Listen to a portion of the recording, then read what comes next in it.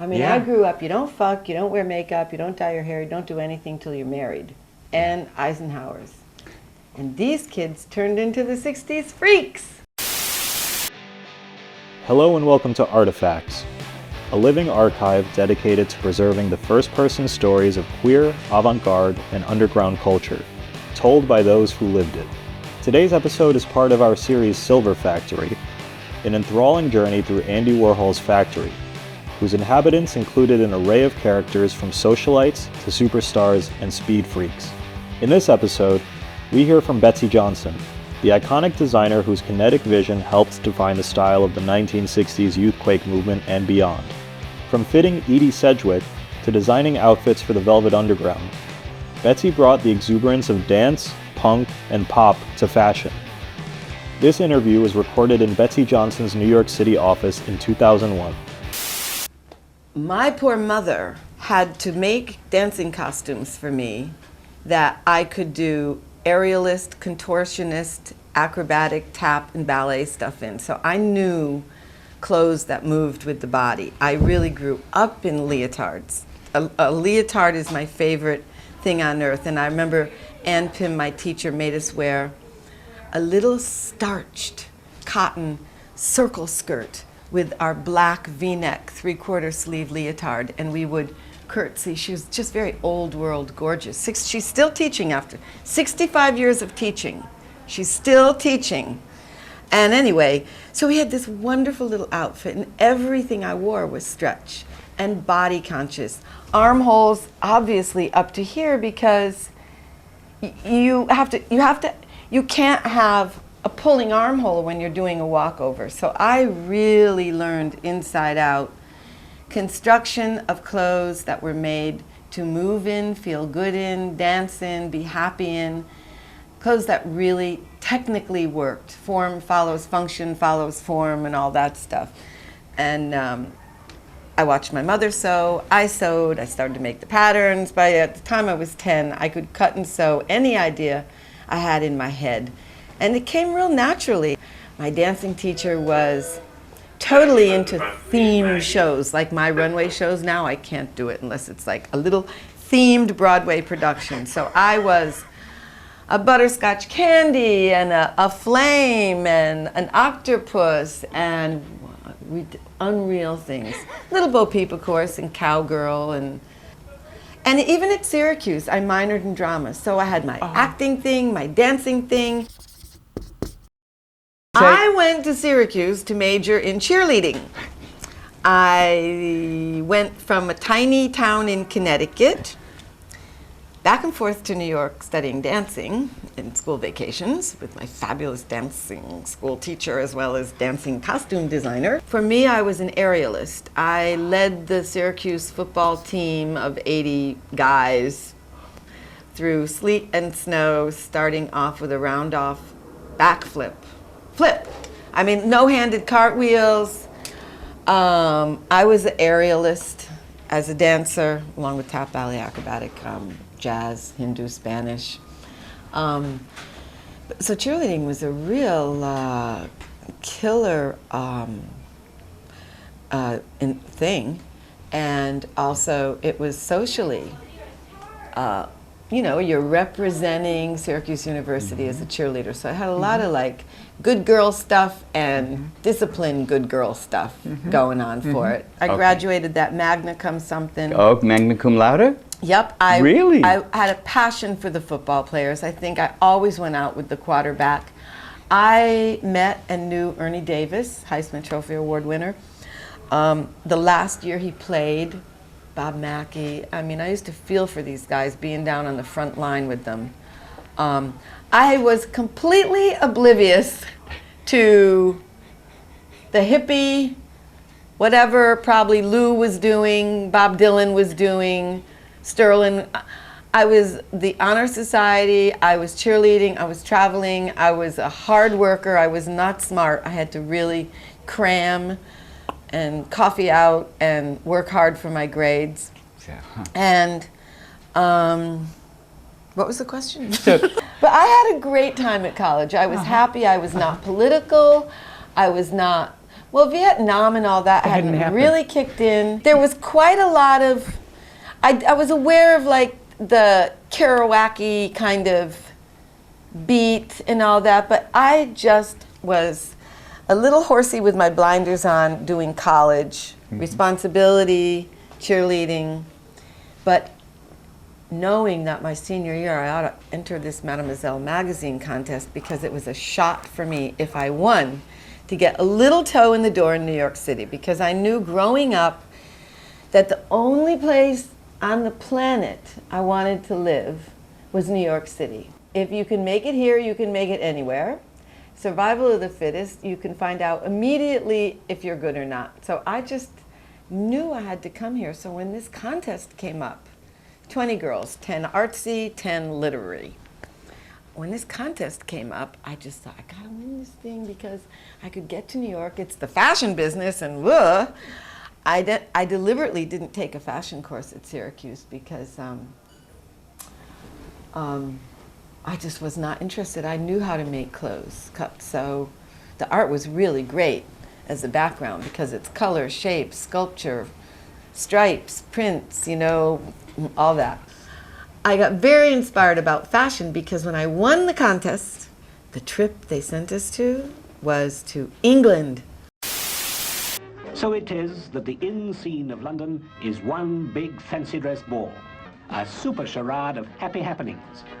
Though it might be fun if some designer somewhere thought something up entirely new.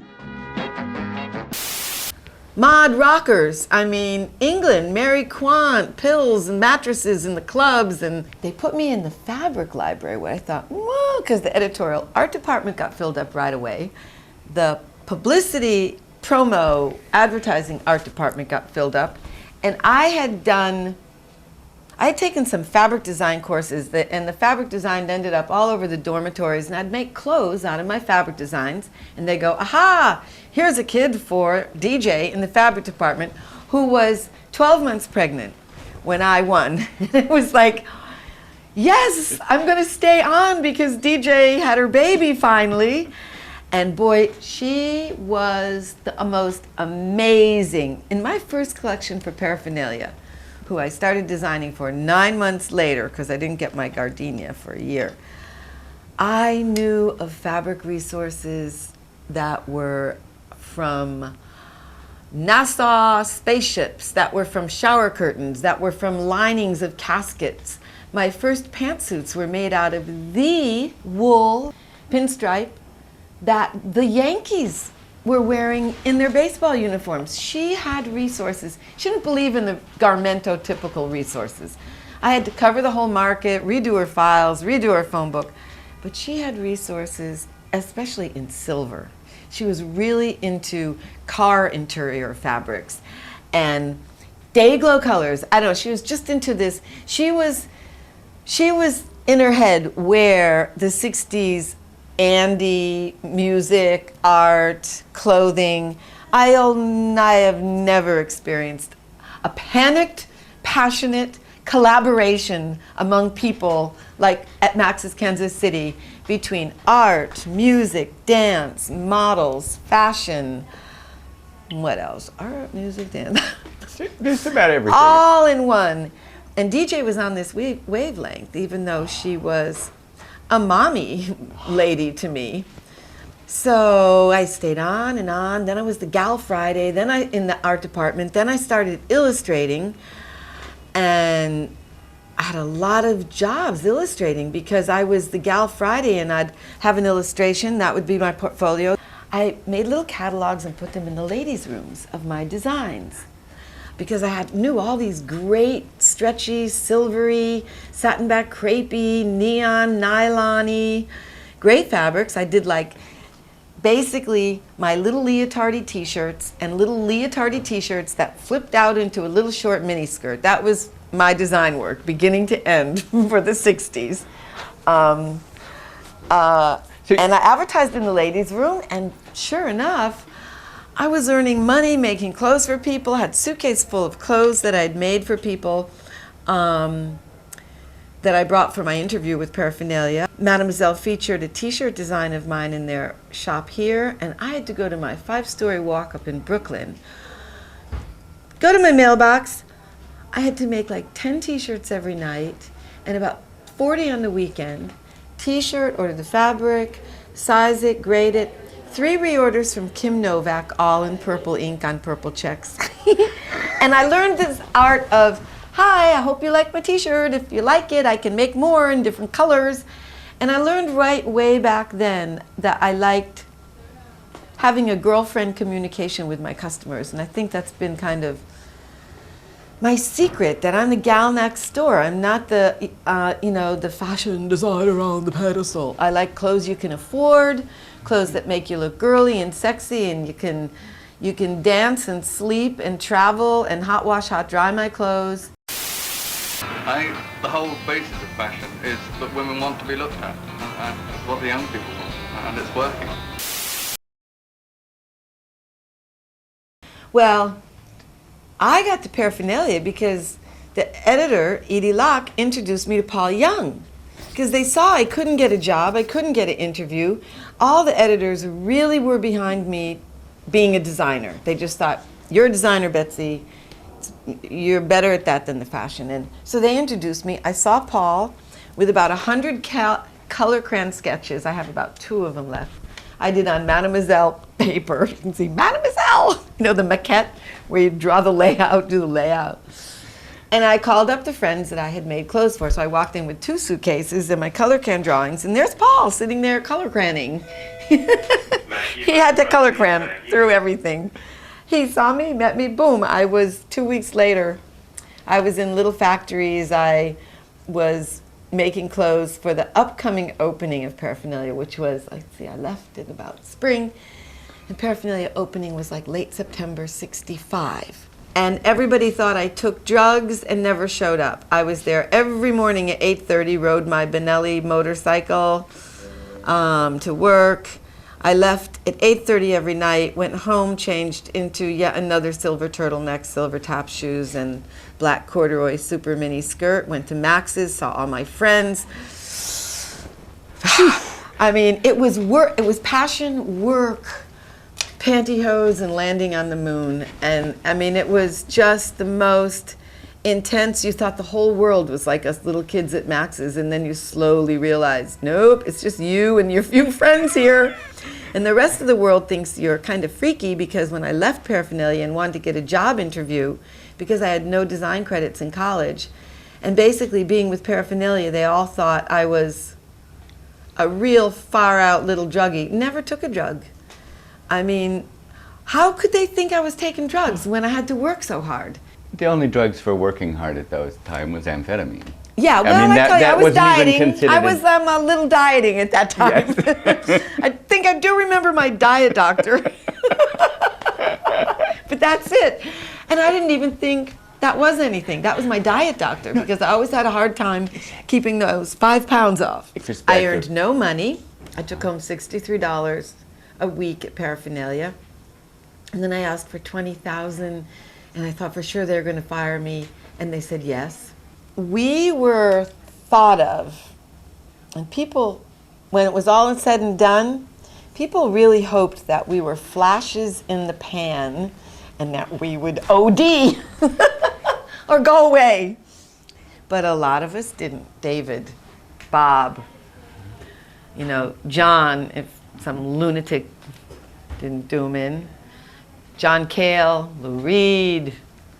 Exactly. I mean, you name them all.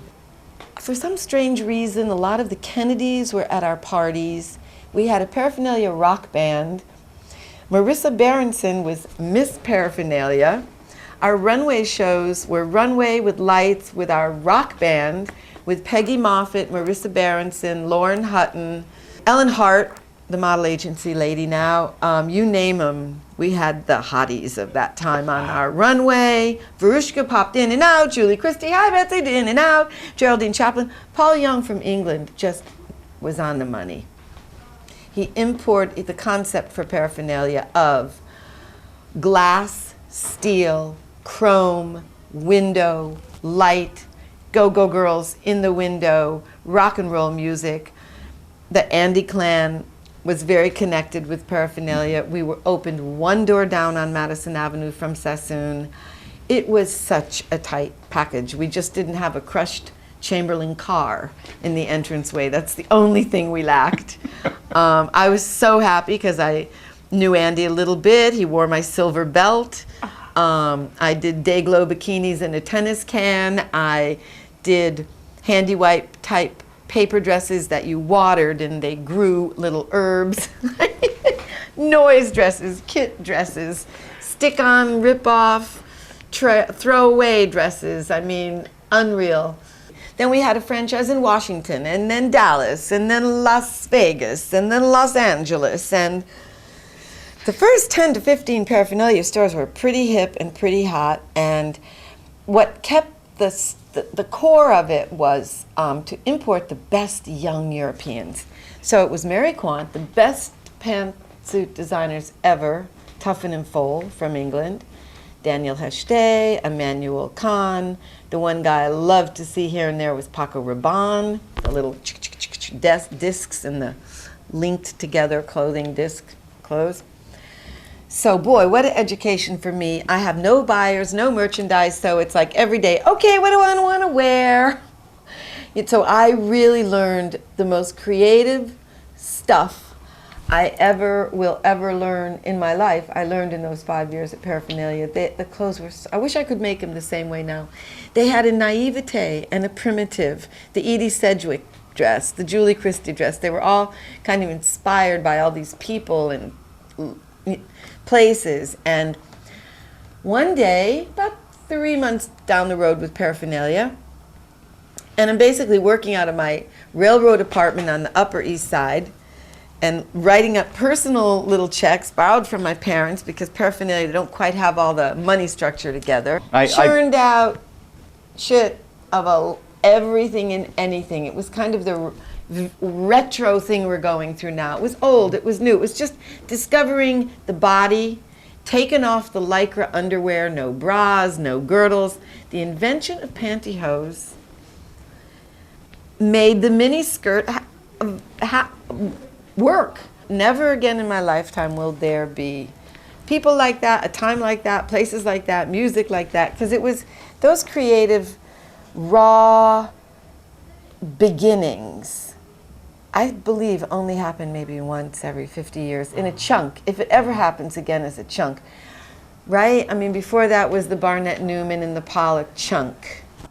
But Paraphernalia basically failed because you could have a Paraphernalia store. Basically, this was the type.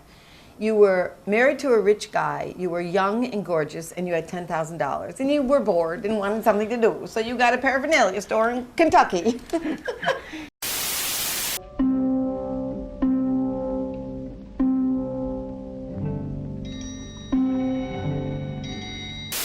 I mean, neon colors are the most extreme color you can get because, you know, people, when they're moving and grooving and having like little artificial substance chemicals put in them, they can't relate to red or pastel pink.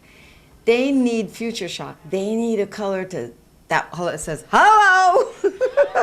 Because they're like, hello! Fluorescents do that. Black does that. Black is like, comfortable. Fluorescents wake you up. It's interesting now that I feel fluorescents are very important again because people are so websited, globaled, computerized. We're in future shock and we need day glows. We need future shock, fluorescent, clobber us over the head, hot spicy food, day glow colors, exotic sex and strange things. Or we just won't notice them. What are your associations with silver? Because everybody associated with it. Andy. Okay. And I mean, I was doing silver before I met Andy, but how important would that have been without Andy? I hate to go to museums and see pictures on the wall because they look so important and they don't really mean anything. I'm a color freak. I love neons, and I mean, Leos. So I really connected to Andy. His work was so totally inspiring to me, image-wise, color-wise, and just the sense of humor. It was all Andy. Although I did peasants, I did soldiers, I did collar and cuffs. I was very inspired by the Beatles and the Stones and Janis Joplin and Jimi Hendrix. Andy was one part. Superstar Edie Sedgwick says she left her society background in California to find herself in New York. Edie was my fitting model. Right. And I only know Edie by day, so Exactly. I can't tell you anything about Edie. Right. A little on that road. Edie was on my road. She rode a bike, took the train up to my railroad apartment on York and 83rd, and she was my fitting model during the day. And I'd see her at Max's, but don't ask me about, you know, what Edie did on her own time. I was not a factory girl. And Do you I'm know not, what I mean? that- Edie was Andy's first superstar, to be followed by Nico and Susan Bottomley and Viva. But Edie was number one.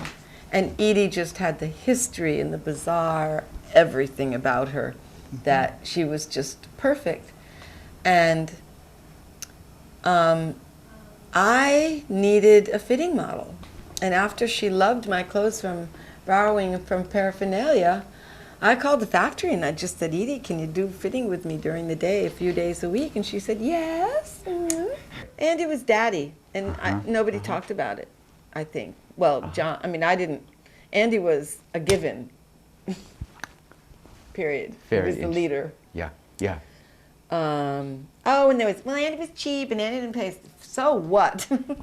Right. Andy was daddy, and Andy made a place in this world for his genius kids that otherwise would have been on the street.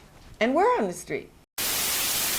Magazine illustrators and photographers are always looking for beauty. They are constantly calling for different types.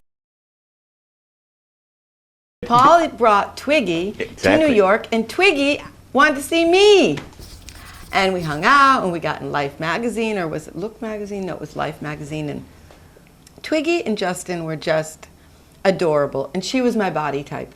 Flat as a pancake, cute as a little pixie boy puck, and naive and sweet and adorable and gorgeous and perfect. She was the icon of the 60s. Perfect. She had the makeup, she had the hair, she had the body, she had the look. Oh no, I always felt I was too short and too fat, and I wasn't the visual of the 60s.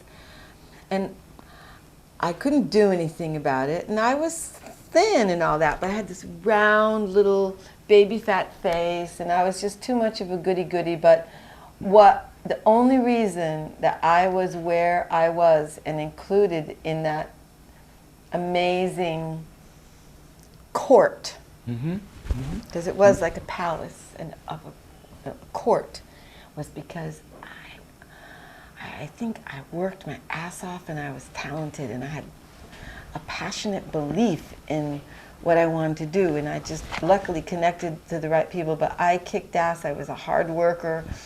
I was filled with ideas and energy. I did my job, and that's why I was let in.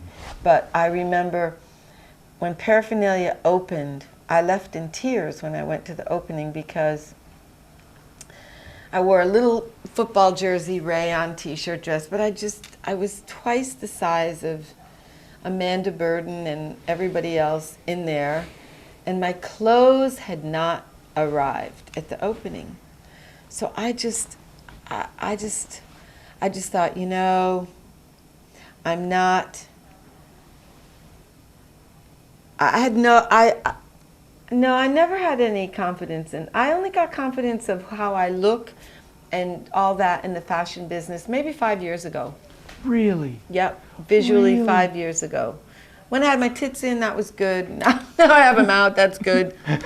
But yeah, I do. I don't know how. I look more fashiony now. How think. Interesting. How I never was like Viva or Susan, or I was an off-center kind of punky, weird-looking kid. But that whole period kind of got, everyone wanted to disappear because it ended in an OD style. Edie and Jimmy and Janice, and I mean, it ended on a down note, and people were so exhausted from it. It was so overkill intense, and when you're young, I mean, that intensity is just what you live and die for, and it was just inside you. There was no way you could control it, and you found other people that this same phenomenon was kind of happening. But boy, when it was over, it was over. And you were, who were you? I mean, you could go from the cover of Time to nothing. Everything was over. I mean, the war was over, and then we went to the fireplace and we went to flowers and we wanted to cozy up and lie in the grass because we were like wired out and tired and older, and we saw our whole thing come and go, and it didn't carry on. It's been picked up now because it was such the best out of all the other years. I think historically you'd say the 60s was the most truly newly invented. Rudy Gernrich, Exactly. Leary, Yeah, yeah. the moon, the pill. The pill is... The pill.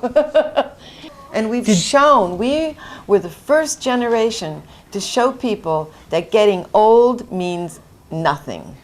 If you're good and you're rocking and you're kicking, you are good at 80, as good as you are at 20. It's a different good because you look different. You can't, but we are the first generation, I think, to, as a big clump, not get old.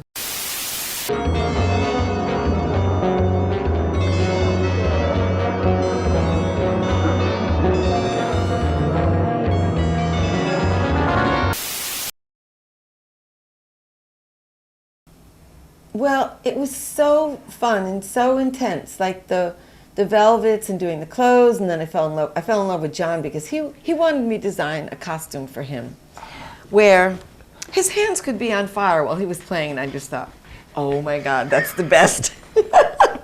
Number one. I think we just said, want to get married? Yeah, let's get married. Okay, well, okay. Yeah, so it's just like that. Went to City Hall. I made John a beautiful black sailboat canvas. Astrup sailboat canvas was black down the street, and I loved making clothes out of canvas. Made him a great black suit with this great ruffle thing and tie. He looked great. I had on a beautiful burgundy velveteen, trashed, like battered, antique velvet pantsuit with lace, antique lace sticking out. So we go to City Hall, and we're going to get married. They wouldn't marry us because I was in pants. I mean, I used to get headlines all the time. No, this got into the club, that got into the restaurant, but Betsey Johnson's satin back crepe pantsuit did not. Betsey Johnson's satin silver jumpsuit did not, because in those days women could not wear pants. Women could not get married in pants. Okay, so it was me, Mom, John, Andy, only because it was my best girlfriend, Bunky. 4 people at City Hall, 4 people at Ratner's for scrambled eggs, Andy and maybe 20 people, Lou, the Velvets, Nico, at the Loft, and then somebody had a house in Jamaica, in the Grill, one of the only shacks in the Grill, and said, you could stay there. So spur of the moment, we went to the airport and had a honeymoon. So we went back to the Loft. I put on a mini skirt this long. I put on a crotch-showing mini skirt. It was my Geraldine Chaplin suit, though. It was very Chanel, very a graph paper thing with little blue and white, with little red pocket outlines, very architectural but very funny.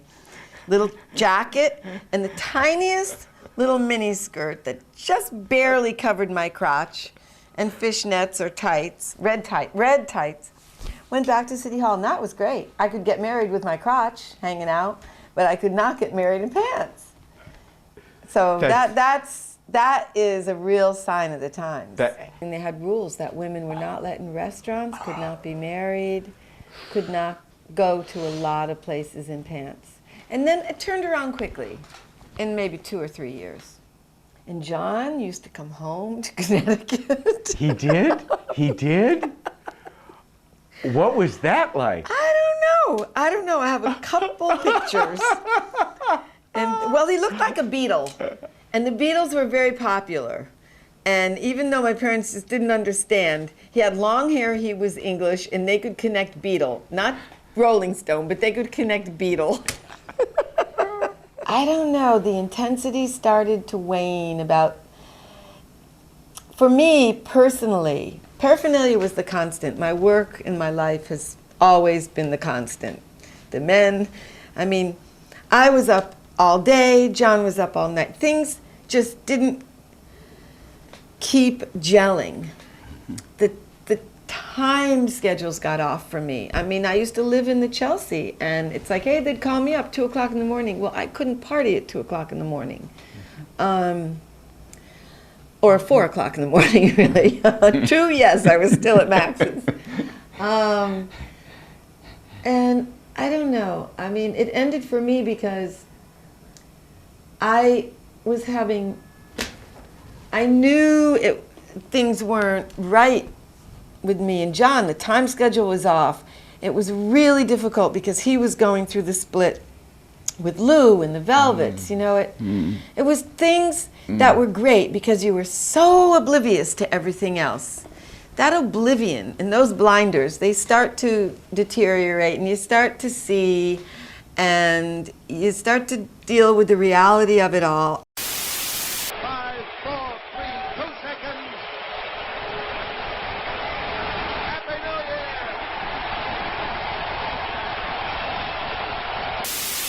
There was a young, trendy little customer in the fashion business established in 1970 called the junior customer, the junior market. She was the hip, young, trendy. She was the continuation of the Paraphernalia style, the Mary Quant style, because fashion did hang on. I mean, you still played your Rolling Stones and your Beatles and your Velvets. And so they hired me, and I did flowers and petticoats and ruffles and Betsey in the country, because the clothing was night and day different. It went mini to maxi. That's it in a nutshell. It went day glow to dark. It went zigzags to roses. It went laser to lace. It went computer. God, there used to be a girl at Paraphernalia, Diana Du. She had computered dresses, light dresses all over. You could program, and I mean, there won't be another computer dress design thing like that for another 50 years, if ever. Yeah, so it just flipped. It went from New York, it went from Saturn to Terryville, Connecticut. But I know Terryville, I can do that. I can do Doris Day by the fireplace. But it was wonderful because it was also the mod that I saw in London, that girlfriend in her floppy hat walking the streets with her layers of vintage petticoat shit and her basket filled with flowers, and she is Marianne Faithfull going with Mick. And it was vintage and velvet and slinky and sloppy and lacy and raggy and mid-calf and lace-up boots and biba and makeup. And so there was a cute side, but there was a demented, like, wonderful side too. So you could be the bad girl in the good girl flowers. I mean, you could do a lot of stuff. I mean, goth and all that shit. The 70s were like, could be romantic decadent as well as romantic Doris Day. So it was interesting because it did flip. It's like the 60s ended in one grand OD on a Saturday night and woke up Sunday morning in a bed of roses. And the kids just grew up to be yuppies and blew it. You did what you did, and you survived it, and you look back at all of it and just think, oh, God, I was the lucky one. That's a good ending. That is a good ending. Artifacts is a free oral histories platform. Please like, subscribe, and visit our website, www.artifacts.movie, for an ad-free, interactive experience with bonus content. If you're able, please make a tax-deductible donation at www.artifacts.movie/donate. Hit the link on screen to watch another Artifacts interview.